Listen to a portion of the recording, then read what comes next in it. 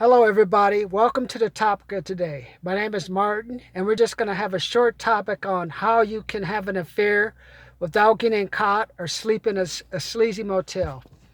Have you ever been in a relationship where you just want to have some fun with someone else?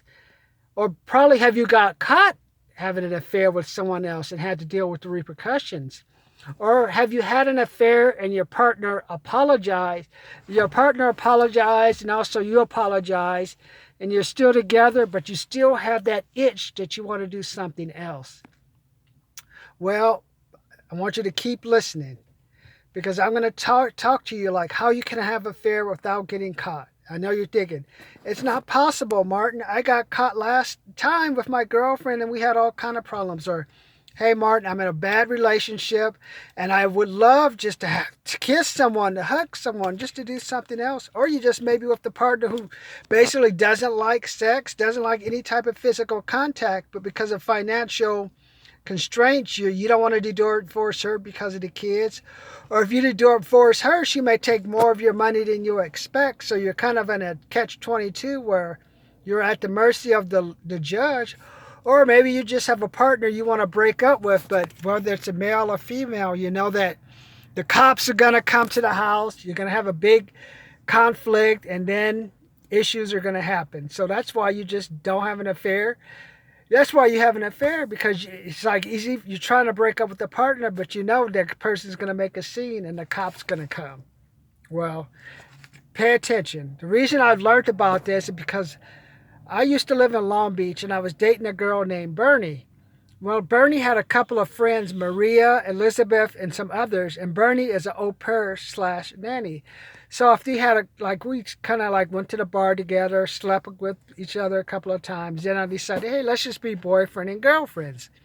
So I used to be like their glorified chauffeur taking them to the bars.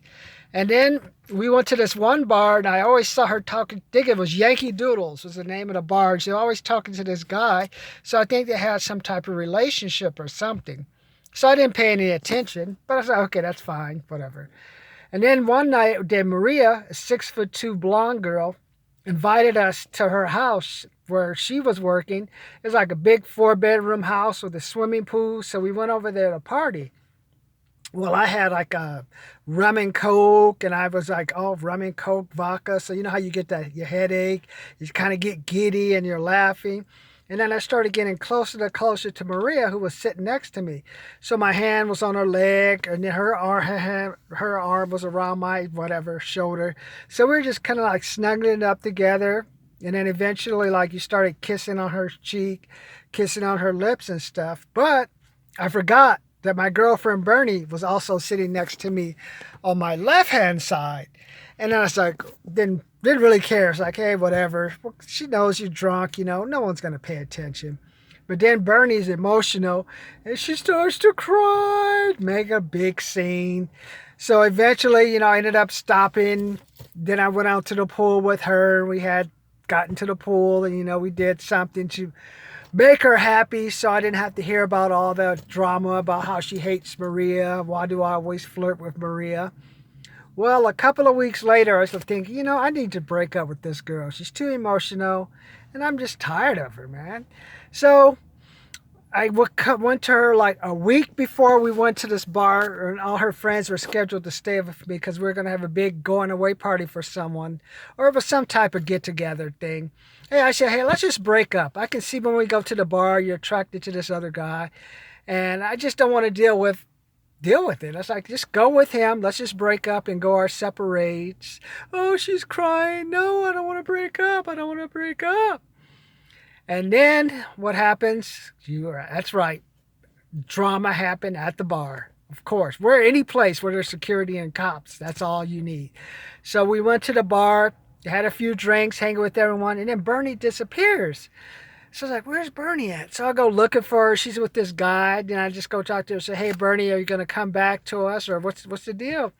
And she starts making a scene, arguing. Then she disappears, dances with the guy some, comes back again, gets her a drink. Then she's like, oh, I'm just going to stay with so-and-so. Well, I'm like, well, That's great. I don't really care if you stay with so and so, but your friends are at my apartment. So if you're gonna go screw some guy, you take your friends with you. That's what I told her.